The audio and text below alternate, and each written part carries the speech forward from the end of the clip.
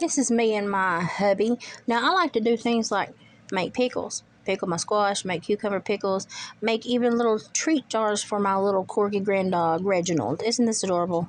I'm going to give this to him. My husband likes to trap and tan. That's his hobby. That's his passion. That was otters. This is a fox.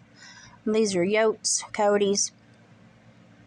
And these are bobcats. He's very good at what he does, but he's just now starting to do bear because bear are being harvested Disclaimer in our to area. anybody that's got a squeamish stomach or doesn't understand living in Appalachia and living off the land.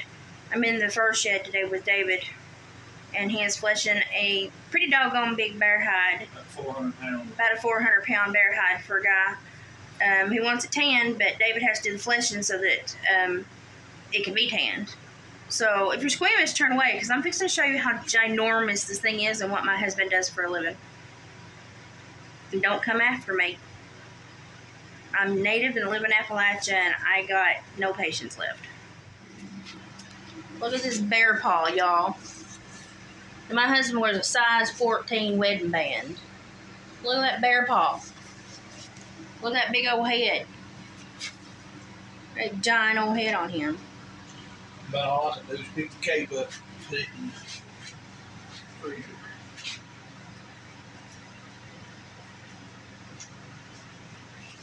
So when you go down the feet, if you're going to leave the feet in, are you leaving the feet in? Yeah, it's paws. When you leave the paws in and you leave the claws, you have to split down and you have to go down to the very last knuckle where the claw is attached.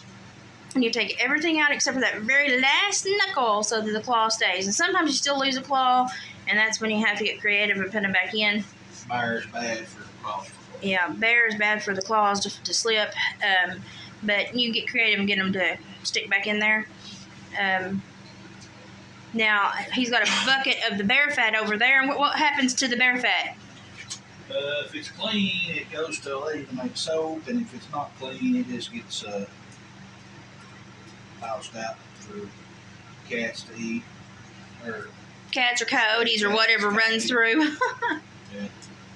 So It just takes a little while to do it. How long you been working on this hide?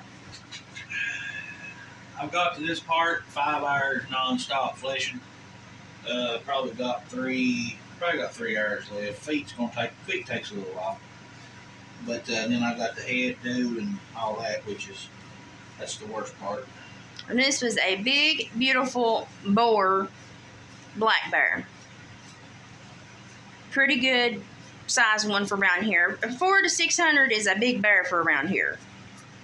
Now, I've seen trail pictures of some getting bigger. Matter of fact, I've seen some trail cam pictures of a friend where I've sang that song, Big John, Big Bad John, in my head. So they're getting huge. They're going to have to start giving us more archery or even add rifle days to our bear season because the population is booming and they're getting big and they're coming into town and causing problems a little bit more often than they used to. Used to, the bears never came out. Now they're starting to.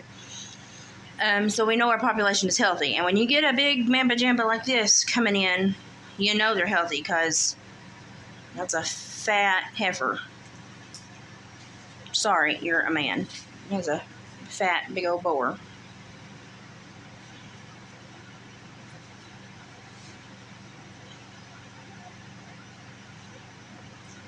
So like you said, we don't waste anything. If the soap's good, it goes to the lady that makes soap. She does goat soap and goat fat soap, and she does goat milk soap, goat fat soap, and bear fat soap. So if it's good, it goes to her. But it's just meticulous, taking the skin off, and then taking the rest of the flesh off, and then getting down to the nitty-gritty and breaking them last knuckles off to keep the claws. Yeah, he's got his hand wrapped underneath that glove.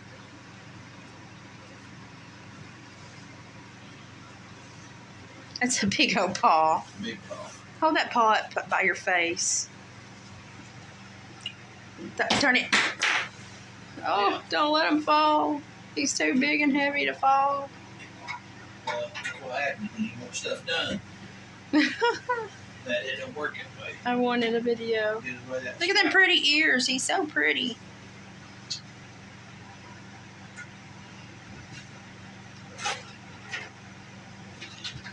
Just don't get over here and. Well, you need to. Oh, that's just up dirt. Let me get over here now. I did this for a long time, so I don't care to touch anything. But look this big old nose. This nose barely fits in the palm of my hand, y'all. But look at how healthy he is. Look at these healthy ears. Look at that skin and that fur. He was a big old healthy baby. Oh, you're a healthy boy. You're a pretty healthy boy. This is what you want to see in your woods instead of those scraggly, old, ugly, skinny, not fed, coming in begging and getting aggressive for food. These guys that can mostly 98% of the time stay out in the wilderness and live, and you have to go deep to hunt them.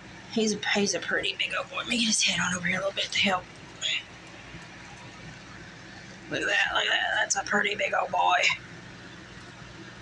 Y'all, it's a privilege to be able to pet an animal like this, even if it is been harvested. It's a privilege to pet an animal like this. This is, these are the top predators. These are guys that they're above us on the pecking order. And we know it. We appreciate they keep our land clean. And they do good work in the wild, but then when their numbers get really big, boy, it's a pain in the butt. But he's got the prettiest ears. You have the prettiest ears. He'd be almost 3 times as big as our little bear on the wall, wouldn't he? He's big boy. You're a pretty boy. Oh, and while putting my pictures together for the fair, I found one of the ones that won second several years ago. Hey,